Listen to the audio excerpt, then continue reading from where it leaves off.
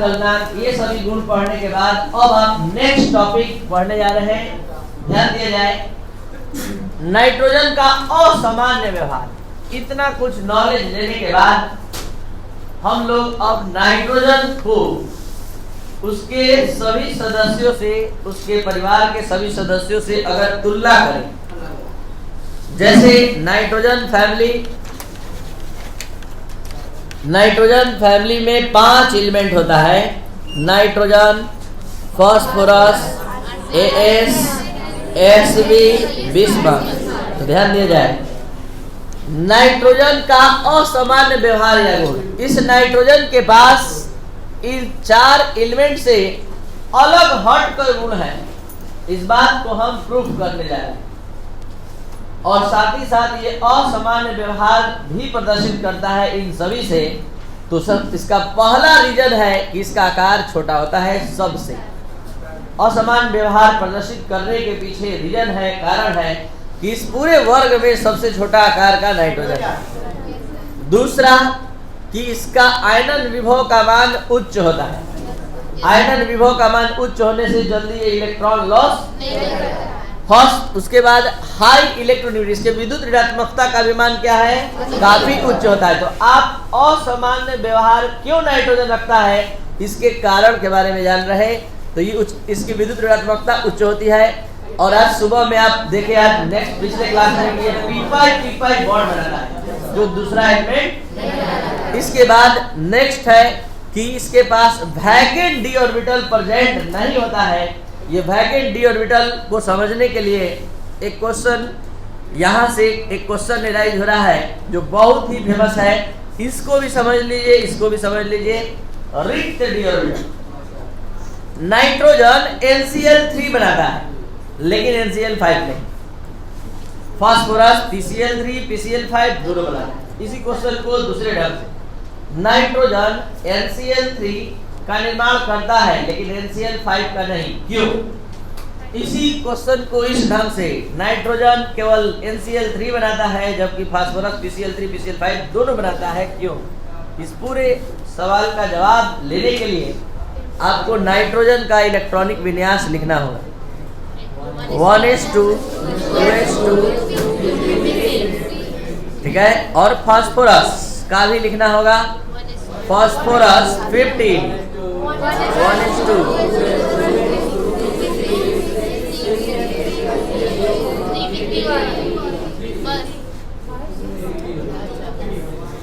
Second orbit में केवल 2s2 की होता है और थर्ड ऑर्बिट में 3s 3p 3d तीनों होता है। तो अगर हम नाइट्रोजन के कॉन्फ़िगरेशन पर विचार करें तो ये कॉन्फ़िगरेशन यही हमें बता रहा है कि इसके आउटर ऑर्बिट में 3 अनपेयर्ड इलेक्ट्रॉन है जो बॉन्ड के फॉर्मेशन में भाग लेंगे और एटम जुड़ेगा। तो कितने बॉन्ड का फॉर्मेशन हो सकता है? 3, सिर्फ 3। इसलिए ये केवल NCl3 बनाता है। अब NCl5 क्यों नहीं बनाता है, ये पूरा नॉलेज तब आएगा जब फास्फोरस का कहानी पूरा डिटेल कॉन्फ़िगरेशन अच्छे से समझिएगा। फास्फोरस के आउटर कॉन्फ़िगरेशन पर ध्यान दिया जाए।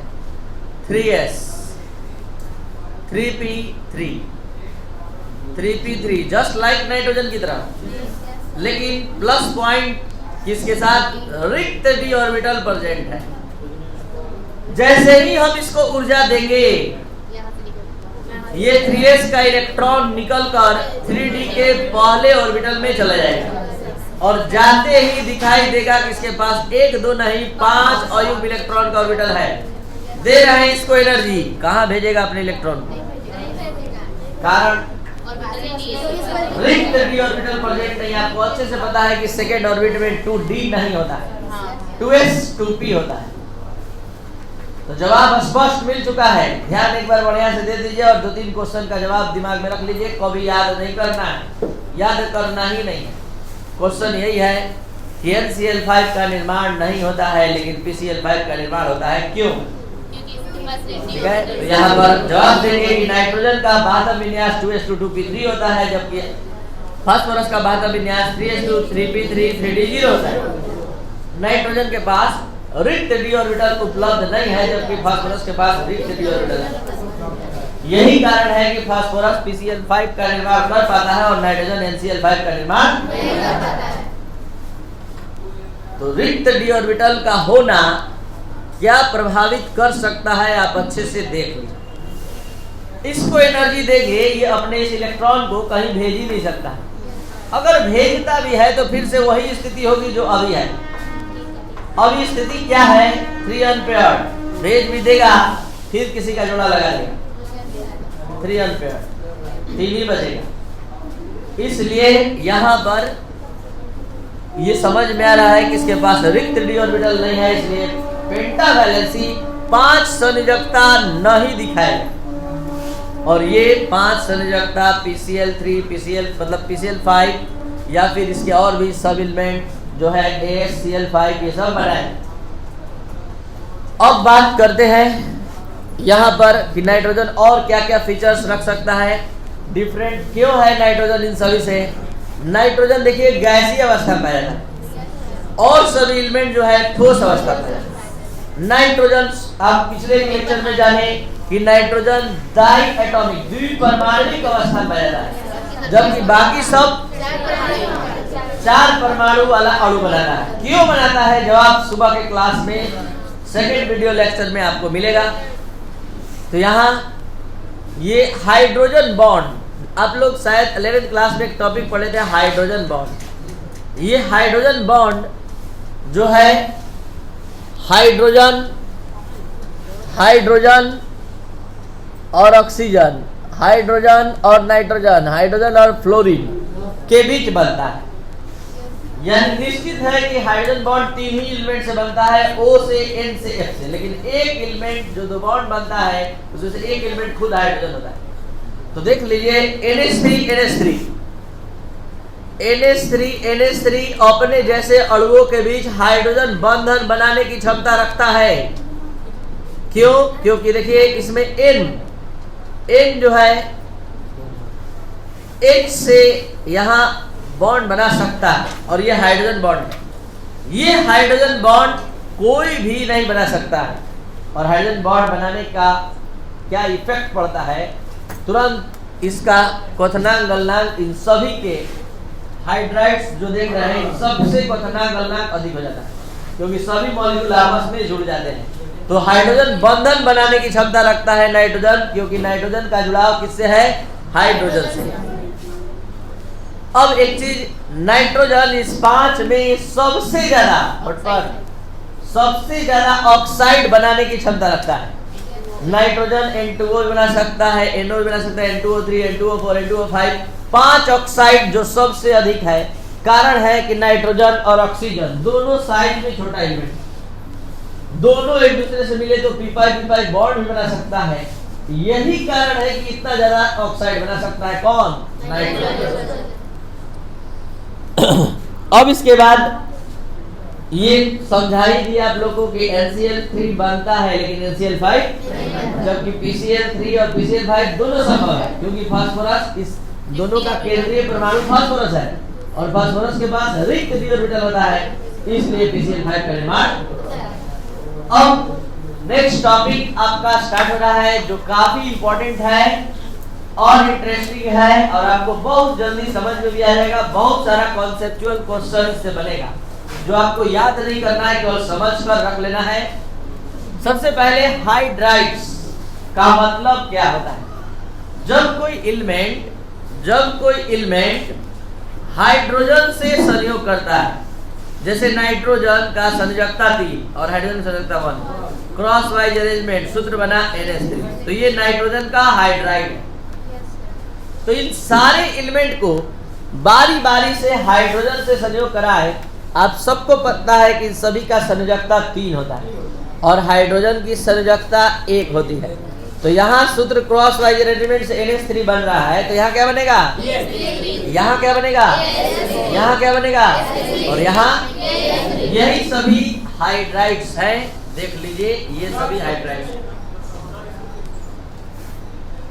यहाँ पर एक बार बताया गया कि नाइट्रोजन का संयोजकता 3, कैसे 3, नाइट्रोजन 7 2 5, तो संयोजकता 3। और हाइड्रोजन का 1 क्रॉस वाइज अरेंजमेंट NH3।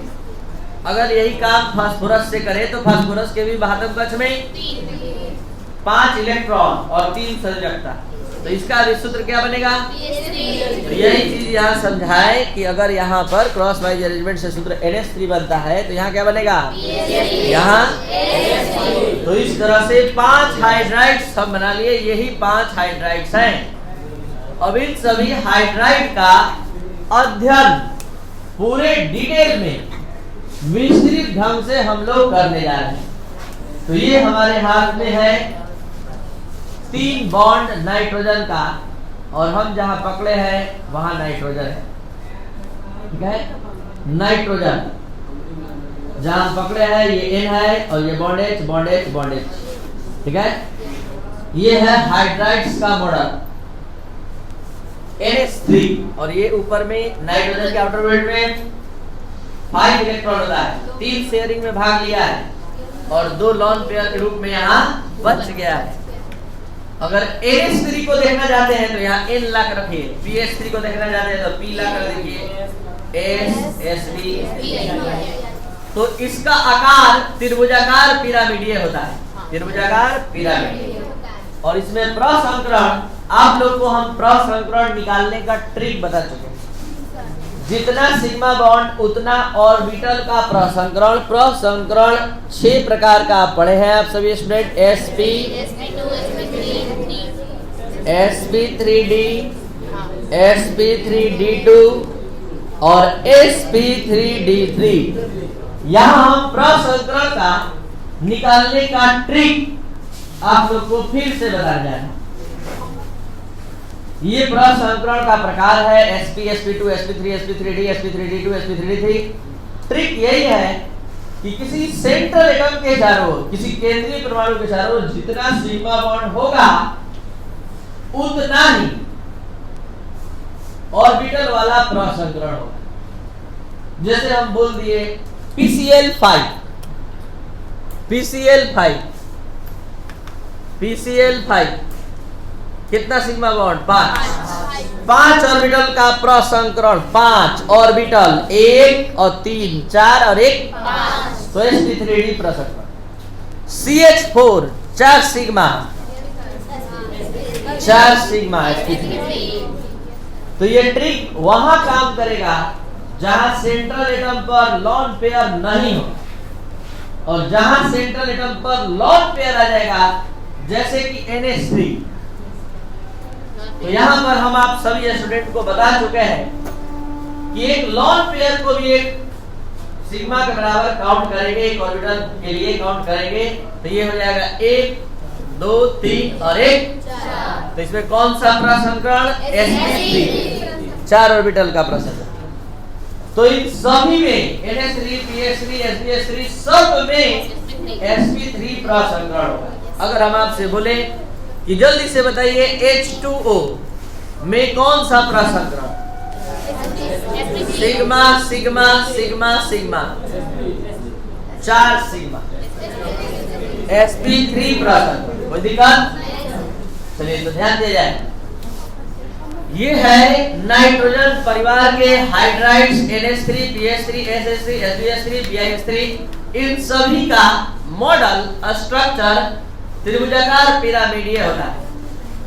और यहाँ जो हम M लिखे हैं, M, ये M इस परिवार के तत्व का प्रतिनिधित्व कर रहा है। आपको मन है NH3 देखने का तो N फिट कर लीजिए, P देखने का PH3 तो P रख लीजिए। अब इसमें sp3 प्रसंकरण होता है, समझ गए? अब हम चलते हैं इसका ऊष्मीय अस्थायित्व समझ। ऊष्मीय अस्थायित्व यहाँ पर वास्तव में बंधन विघटन ऊर्जा के मान से निर्धारित की जाती है। यानी ये है NH3 का मॉडल। और अगर ये हम आपसे पूछे कि इससे में सबसे बड़ा आकार किसका होगा, तो N और H के बीच का बॉन्ड सबसे छोटा होगा, P और H का उससे बड़ा, S और H का, SB H का और BI और H का। कॉन्सेप्ट कहता है कि जिसका आबद्ध लंबाई जितना ज्यादा होगा उसके बॉन्ड को तोड़ना उतना आसान होता है, कम ऊर्जा खर्च होती है। और जिसका बॉन्ड जितना ही छोटा होगा उसमें दो परमाणु के नाभिक में ज्यादा आकर्षण बल से ये इलेक्ट्रॉन युग्म बंधे रहेंगे और इसको तोड़ने में ज्यादा ऊर्जा खर्च करनी होगी। तो ज्यादा ऊर्जा खर्च करनी होगी, इसलिए बंधन विघटन ऊर्जा इसमें सबसे अधिक आएगा। तो आप पढ़ रहे हैं ऊष्मीय अस्थायित्व, मतलब बॉन्ड तोड़ आपको चेक करना है कौन जल्दी मतलब टूटेगा, कौन जल्दी नहीं टूटेगा। तो ऊष्मीय अस्थायित्व के मामले में सबसे ज्यादा ऊष्मीय अस्थायित्व दिखाएगा कौन, NH3 सबसे ज्यादा, क्योंकि सबसे छोटा बॉन्ड है।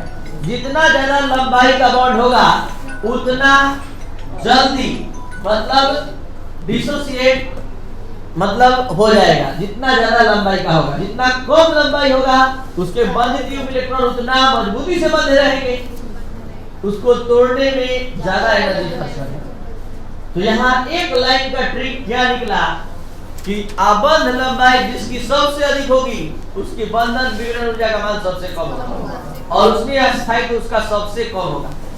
तो सबसे आसानी से टूटने वाला बॉन्ड इसका और सबसे कठिनाई से तो NH3 का उसमें अस्थायित्व सबसे अधिक, PH3 का उससे कम, ASH3 का सबसे उससे कम, SPH3 उससे कम, BH3 सबसे कम। यानी अगर हम नाइट्रोजन परिवार में नीचे की ओर बात करेंगे हाइड्राइड्स का तो लगातार उसमें अस्थायित्व क्या होगा, कम। अब हम बात करते हैं रिड्यूसिंग कैरेक्टर का अपचायक क्षमता। आज का लास्ट प्रॉपर्टी अच्छे से ध्यान से समझ लीजिए। अपचायक क्षमता के लिए एक हम ट्रिक दे रहे हैं आपको, जो जितना शीघ्रता से H प्लस प्रदान करेगा, क्योंकि टूटेगा तो H प्लस निकलेगा, तो जो जितना शीघ्रता से H प्लस देगा वो सबसे ज्यादा अपचायक क्षमता रिड्यूसिंग पावर रखेगा। टूटेगा वही ना जो कमजोर होगा, टूटेगा वही ना जिसका आबंध लंबाई ज्यादा होगा, वही नहीं टूटेगा जिसका आबंध लंबाई कम होगा। वो जल्दी बंधित इलेक्ट्रॉन मतलब जो है उसका ज्यादा आकर्षण बल से बना रहेगा, जल्दी टूटेगा नहीं। तो यहाँ पर H प्लस रिलीज करने की क्षमता, मुक्त करने की क्षमता BiH3 में सबसे अधिक, तो सबसे ज्यादा अपचायक क्षमता BiH3 का और सबसे कम अपचायक क्षमता, क्योंकि इसका आबंध लंबाई सबसे अधिक होगा और H प्लस प्रदान करने की क्षमता सबसे अधिक होगी, क्योंकि ये इसका आबंध जो है बॉन्ड जो है बहुत कम एनर्जी से डिसोसिएट हो जाएगा, टूट जाएगा। तो इसमें बहुत सारा ऑब्जेक्टिव क्वेश्चन बन सकता है।